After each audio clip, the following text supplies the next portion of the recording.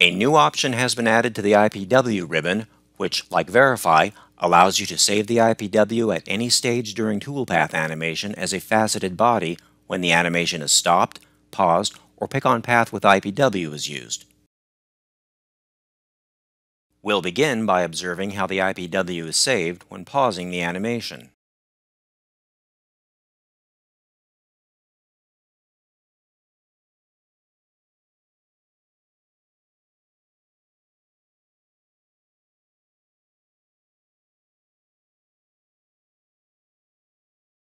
A new faceted body is created and saved in the Part Navigator.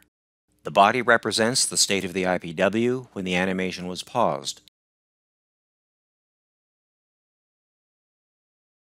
Next, we'll observe how the IPW is saved when using Pick on Path.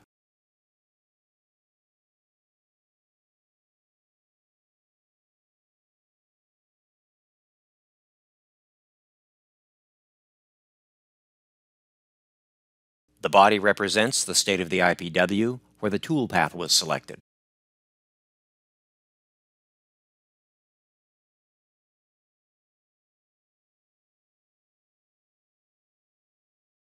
Cards.